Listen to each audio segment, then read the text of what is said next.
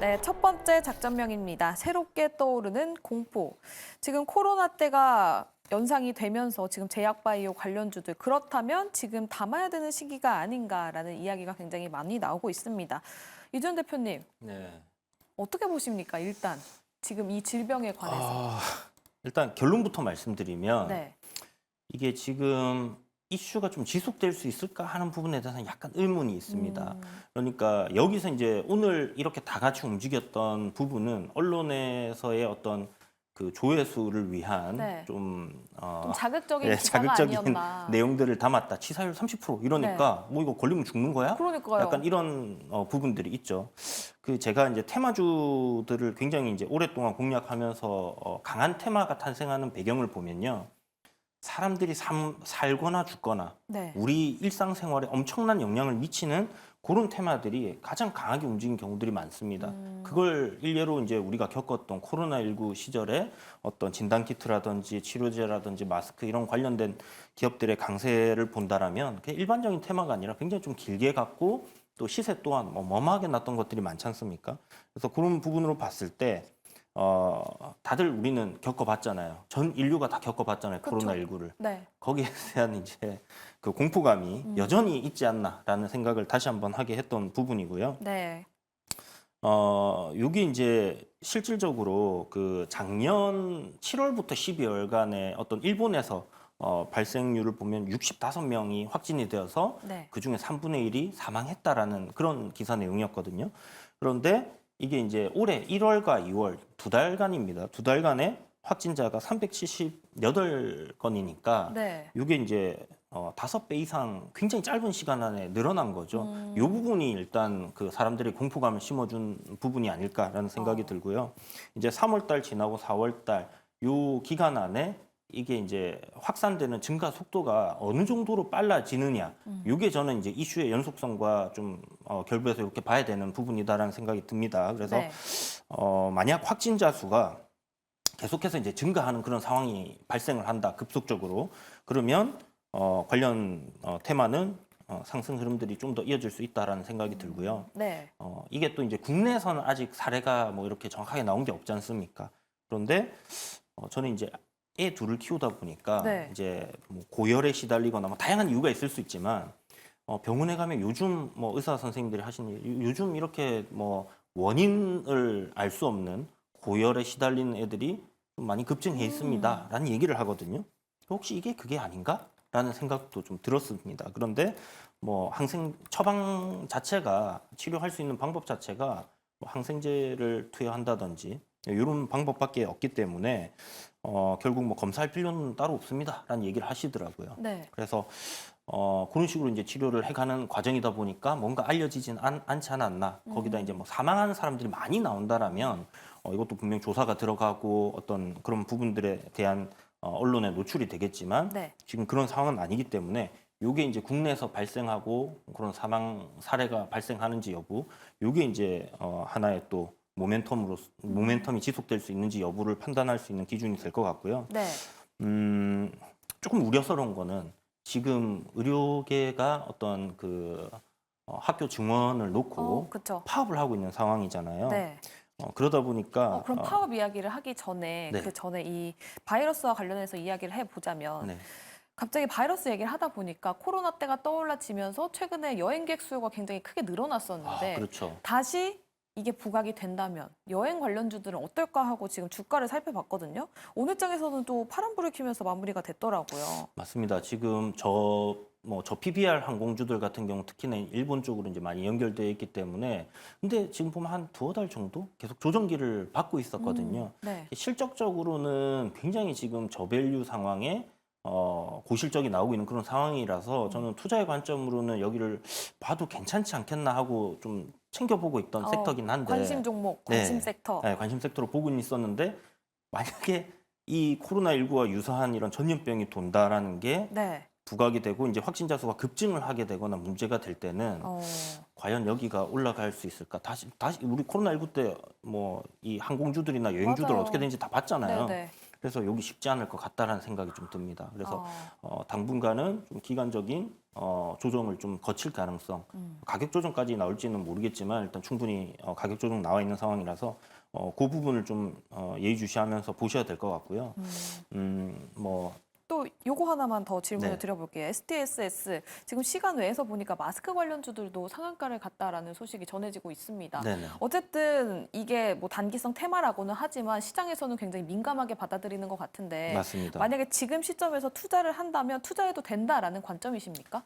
단기적인 플레이는 가능하다. 장중에 대응이 빠르게 네, 할 수 있는 분만. 네, 그렇죠. 그리고 이제 뭐 하루 이틀 정도를 보는 뭐 그 정도의 뭐 눌림에서 돌리는 공략 뭐 그런 것들은 뭐 하실 수 있을 것 같긴 한데요. 이게 아직은 저는 좀 의심의 눈초리로 우리가 지켜봐야 되지 않겠나라는 생각이 들고 그런데 이게 아시겠지만 중국에서 한동안 그 중국 폐렴이라고 마이크로 플라즈마 폐렴인가 하는 네. 그런 바이러스가 돌면서 관련 종목들이 좀 급등을 했었어요. 오늘 뭐 가장 이 이슈에 민감하게 반응했던 종목이라고 하면 뭐 국제약품이 될 텐데 아침에 바로 이제 상한가 들어갔습니다. 그런데 이 종목이 작년 뭐 11월, 12월 달에 중국에서의 뭐 중국 폐렴이라고 이제 이렇게 우리가 불렀었는데 네. 그게 유행을 할 당시에 지금 코로나19 에 겪었던 그런 안 좋은 추억들 네, 이런 것들 공포감이나. 떠올리면서 네. 올라갔던 그런 종목이거든요. 그래서 요번에도 역시나 빠르게 좀 반응이 나온 부분들이 그런 관련 종목들 하고요. 뭐 항생제나 페니실린 뭐 이런 걸로 치료를 해야 되니까 그런 관련주들 네. 그리고 이제 진단이 돼야 되니까 진단 키트들 어. 그리고 좀 전에 얘기하신 뭐 것처럼 원숭이 두창 관련주도 올라가지 않았나요? 맞습니다. 그렇죠. 그러니까 거의 뭐 모든 제약 바이오 바이러스 섹터 관련해서는 다 예, 올라갔죠. 다 올라가고 마스크도 사실 뭐 시간 외에 보니까 레몬이라는 종목이 이제 상한가가 있던데 일단 그래서 이 급등한 걸 추격 매수하는 거 조금 자제해야 되지 않겠나. 아. 그러니까 이걸 이제 눌림을 기다렸다가 네. 워낙 시장에서 이슈가 되고 이제 전체적으로 움직이는 테마기 때문에 어떤 조정 이후에 반등을 노리는 건 저는 긍정적으로 공략할 만한 포인트다라는 생각은 들지만 네.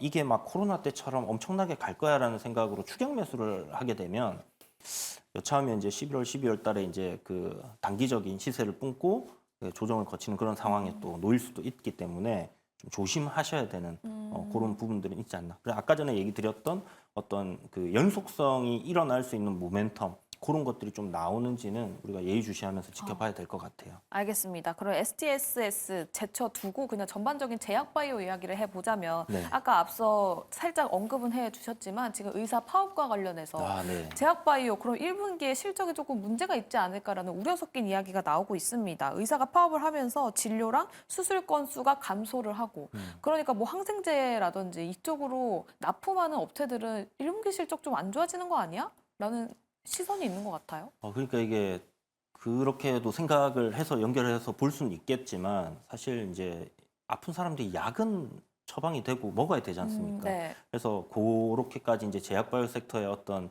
의약품에 대한 수요가 줄어들었다. 요거는 조금 한 단계 더 생각을 하신 게 아닐까라는 생각이 들고요. 네.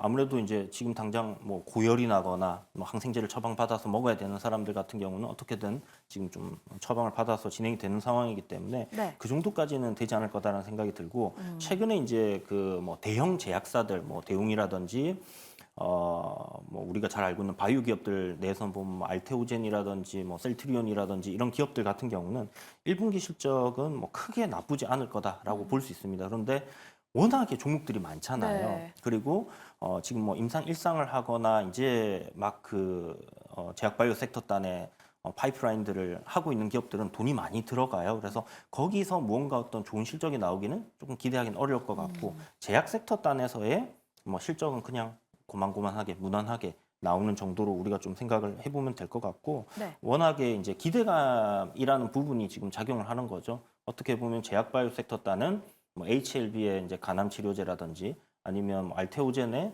요번에 라이센스 아웃이라는 그런 기대감이 지금 머리끄댕이를 잡고 다 같이 섹터를 올리고 있는 상황에서 이 이슈가 터졌기 때문에 조금 더 관련 종목들이 강하게 움직였던 그런 부분들이 있다라는 생각이 들거든요. 그래서 네. 그런 정도로만 일단 생각하셔야 될 것 같고 일정 관련해서 이제 뭐 4월 5일 날 아마케라든지 그쵸.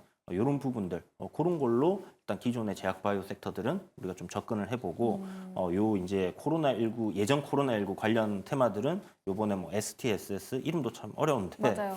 뭐 요거 관련해서는 뭐 단기적인 관점 뭐 길면 한 일주일 뭐 그렇게 보시는 게 좋지 않겠나 이렇게 생각합니다. 알겠습니다. 그럼 제약바이오 암학회를 앞두고 보시는 종목이 따로 있으십니까? 암학회를 두고 보는 종목 일단 저는 그 신고가 계속하고 있는 종목들 내에서 일단 HLB HLB. 저희 이제 지난번에 포트에도 HLB 제약을 넣었듯이 네. HLB는 이제 요 관련해서는 좀 계속 지켜봐야 될 것 같고요. 오늘 그 키움증권에서 리포트가 나온 게 있더라고요. 간암 네. 관련해서 그걸 이제 봤는데 뭐 임상 3상 결과에 대한 FDA 승인 가능성 상당히 높을 것 같다라는 생각이 들고 그 기대감 주가는 많이 올라 있습니다. 그래서 어떤 그 대응은 잘 하셔야 되겠지만 그 기대감에 우상향 흐름이니까 그 추세가 꺾이지 않는 한에서는 계속 봐야 된다 이런 생각이 들고 삼천당 제약이나 아니면 뭐 하단에 유한양행 국제약품 그리고 수젠텍도 나가고 있거든요. 네 국제약품과 수젠텍은 이제 그 암학회보다는 네. 요번 STSS 관련 단기적으로 봐야 되는 종목. 그렇죠. 단기적으로 이제 눌림이 나왔을 때 우리가 네. 저점 공략을 한번 해볼 수 있는 그런 종목으로 이 두 종목이 이제 상한가 가고 대장으로